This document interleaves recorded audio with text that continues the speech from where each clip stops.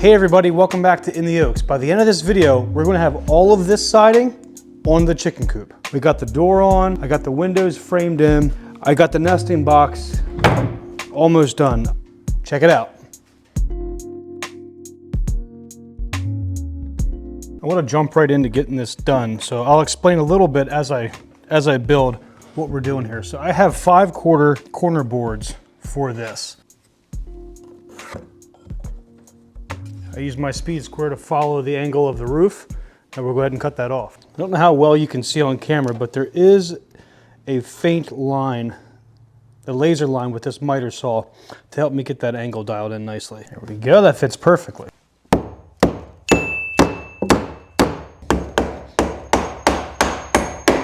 Since this is my very first time doing a shiplap wall, I decided to pick the easiest wall first. There's no cutouts here, there's nothing to work around. It's just adding one board at a time from bottom to top. According to the manufacturer, you're supposed to have weather wrap around this, as well as furring strips. The purpose of a furring strip is to give an air gap between the building and the siding. This is a chicken coop. No one besides hens are going to be living in this, so I'm not too concerned about following the manufacturer's specs. This stuff is not under warranty. If you caught the video before this one, I went over how I acquired all the shiplap siding. Short story, a buddy of mine works for them, and these are all the offcuts. There is no warranty. There's nothing to worry about. I don't have to worry about voiding a warranty because one doesn't exist. The goal is just to get the siding on the chicken coop, and that's what we're doing today. So to measure our first board, just go in between the corner boards, which is 41 15/16. Just like the rest of the build, I'm going to save this because I think I can use these cutoffs for the nesting boxes. All right, let's check level, and that is perfect. Now what you should do is paint the part that you cut off. I'm not going to do that for every board, but that's what you should be doing. I should probably have a disclaimer here. This is not a how-to with this type of siding. This is just how I'm doing it.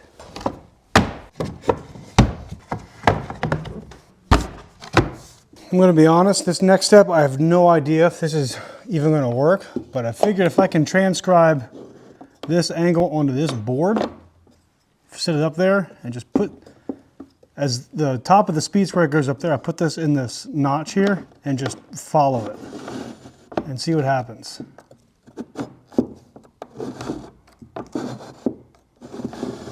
That's the angle I need, this top one. We'll clean this up later, but let's go cut that out and see if it works. So we're gonna find this out together. Are you kidding me? That looks pretty good. There is a gap up top there and one over here, but it's not terrible. Nothing trim's not going to cover. I know to some people that might seem like it's something simple, that's how you do it. But to me, I've never done anything like that before, so it is pretty cool that you try something and it just happens to work out. I'm used to things going the opposite way. For this top portion, I'm going to hold off cutting anything. Maybe I'll have a scrap that'll work up there. I really can't believe how good that actually looks. Not my craftsmanship, but just the shiplap. The craftsmanship is very DIY. Next up is the side where the automatic chicken door is going to go. So I have to put up the corner boards like I did the last time, and then have the shiplap run up the middle, just like the last time. However, I think I'm going to install the windows with caulking and everything else on the other side now. That way the caulk has a little bit of time to set up for when I go around there. So let's go do that before we start on this side. I didn't go over it in any previous videos, but I went ahead and purchased the best Amazonian windows I could find, and they're about 50 bucks for both. If you try hard enough, any surface is a work surface. Any flat surface is in trouble. Go ahead and put a bead of caulk here and we'll put them in.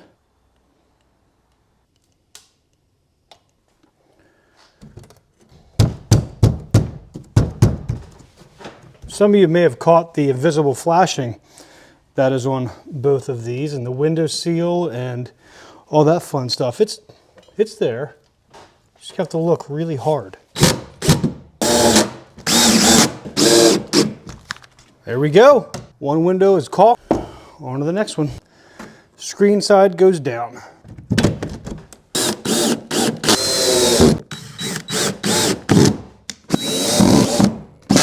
All right, windows are in. All right, now that we have the corner boards up, we can go ahead and measure the distance here, and I have to cut 7 boards at roughly the same length, hopefully. All right, so this first board is going to be about 68 3/8. So we'll go ahead and cut that one. There we go. Get a clamp right there.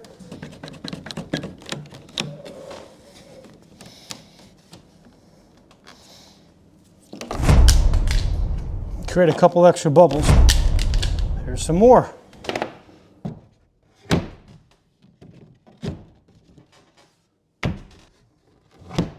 Before we get to the point where we can't see this hole anymore, I'm gonna go ahead and route out what I have so far and then route out the rest of the next board.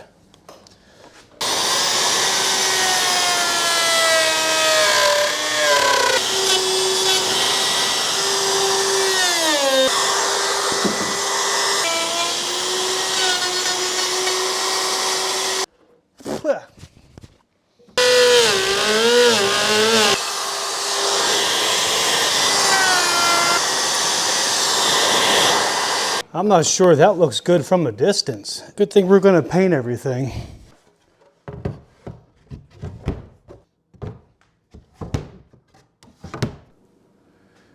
This is the last board on this side. Let's see if I have to cut anything off. I will. Need to cut about 1.5 inches off. Okay, I cut about 1 3/4 inches off after measuring it again. Nice.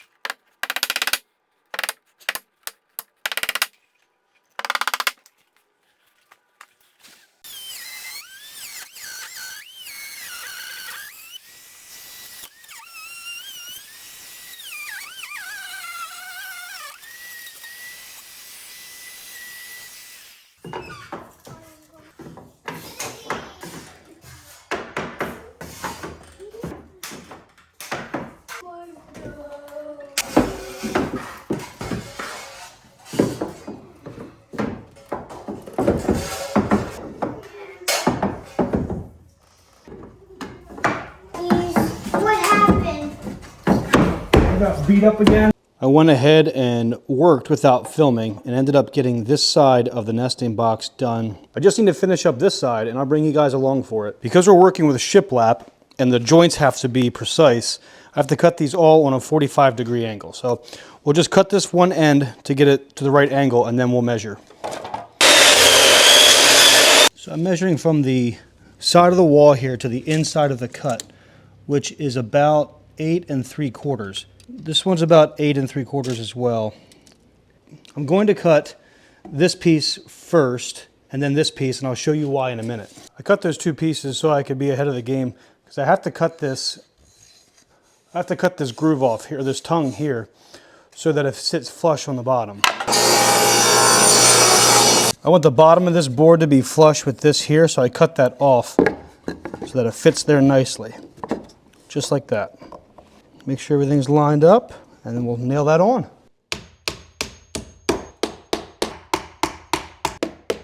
Every board. Aww. Come on. Now to fill in this spot, I took a piece of scrap, already cut this angle, measured this, and I'm going to lay it. Well, that's completely wrong. There's a gap there. Let's do that again. Okay, now we cut it much better. I'm putting trim along here, so this little gap, so that little gap won't matter. Just make sure everything is sitting there where we want it. And then what I do is just make a line here, and we'll cut that angle out. That plan didn't work out the way I wanted to. It was just off, and I missed a whole step. So what I did was I just remeasured everything, recut it, and then outlined it exactly how it's supposed to be, came to the bandsaw and cut this piece out. So now we'll take the new piece and go see if that works. To give you an idea of what I'm talking about, this was the original one. This was the original one that I had cut out. Place it on there. This thing lines up perfectly. It looks good. But here, I didn't account for it coming down here and then across. So I had to remeasure everything, did that, and that's what this little tail is here. So now when I put it on there, everything matches up the way it should, and we can go ahead and nail this on. And there we go. If you squint your eyes and look from a distance, it does not look that bad. Now that we have all of this, all the nesting boxes done in the shiplap siding, I want to make one long cut for this bottom piece here, and then we'll have to piece in spots there.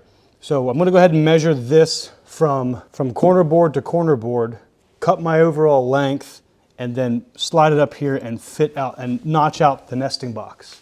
Okay, so I want to measure where this starts and stops, the nesting boxes, that is. So it starts there, and ends there. I'm gonna have this bottom lip here riding against this piece. So I have to measure from here to get the distance to cut from here to here. I think it makes sense in my head. So I wanna make a line here where this starts.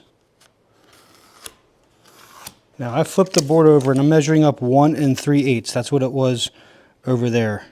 1 3/8, 1 3/8. Draw a straight line between those. What I'm doing here is I'm just transcribing this line that I had in the front onto the back. And this section will be what we cut out. Now, how am I going to do that?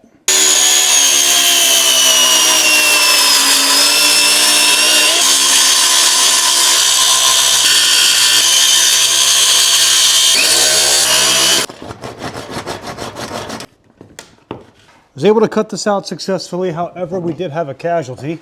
My tripod fell over and broke. So I had to I'm using my backup tripod. That works great. Although we're not lined up at all. Where did, oh, I see what I did. So this here and this will not line up, and that won't look right. I can't have that. So what I'll do is I will just go from the top down and then fill in this piece later. So all this was for nothing. Entertainment purposes. Here's a better look at what I'm talking about. So this here and this here won't line up. So what I'm going to do is just cut a piece to match these, and then I'll fill in the bottom here. It'll look good when I'm done. There is most definitely a reason I decided to do this part last. It's the most frustrating one. I filled in this gap. What I'm going to do is to follow this angle the whole way across. That way my door can operate the way I want it to. So in order to get this angle, I'm doing my best to explain what I'm talking about. The piece that I cut out underneath is the exact piece that I need for here with a lip. So that was very, very lucky. So that's already cut to length. I just need to get this angle to match. So what I did was I took the board that I'm going to use, scribed the angle here, and I'm going to take the other piece on the table saw and cut that angle. Hopefully it'll all make sense in a couple of minutes when I go to put this back together. Okay, I got the piece here. Let's see if this angle matches and if everything lines up the way it should. Good. We are out a little bit because of the windows, but I'm going to notch this out a little bit here and down on the far end. So that way everything sits flush. We'll mark that now. To get that to match up nicely, I ended up just running screws in, and it's actually flush over here. So that's perfect. We'll just putty that and paint over it and you'll never know it. Well, I mean, you guys will know it because you're watching the video, but other people won't. So don't tell them. Unless you're telling them to watch the video. Like, share, and subscribe.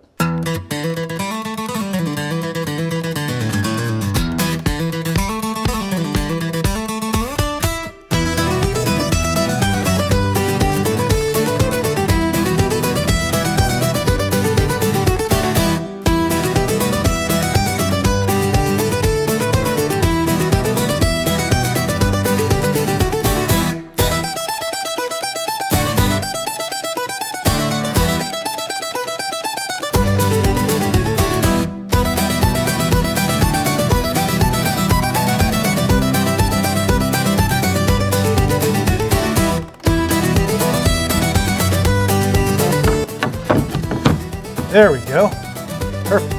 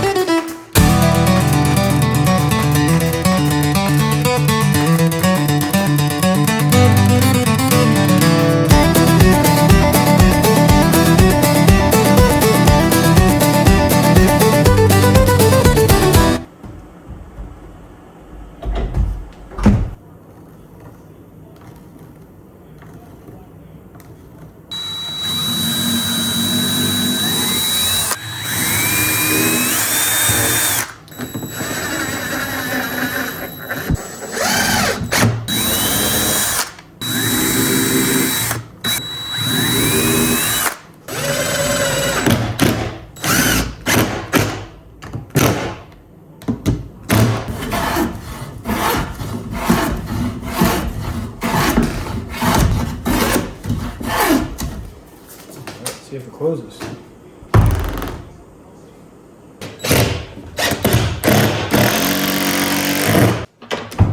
We're not done, but we are very, very close. It is 11:06 p.m. and I'm exhausted. We got the door on, I got the windows framed in, I got the nesting box almost done. I would say, except for the roof, this project is almost finished. We are done for the night. I want to thank you guys for watching. Thanks for continuing through the series with me.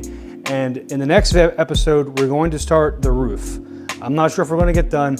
I want to wrap this series up because I feel like we're at the point where this should be done by now. And I don't want to keep making videos and making people wait. If you like, there's a new thing on YouTube where you can hype a video. I'm not 100% sure what it is, but it does boost the video for other people to see it. So you only have the first 7 days of a video to do it. So I'd appreciate it if you're inclined to do that, to go ahead and hype the video for me. Like, subscribe, share, all that fun stuff. And don't forget about the memberships. Again, thanks for watching, and I'll see you in the Oaks.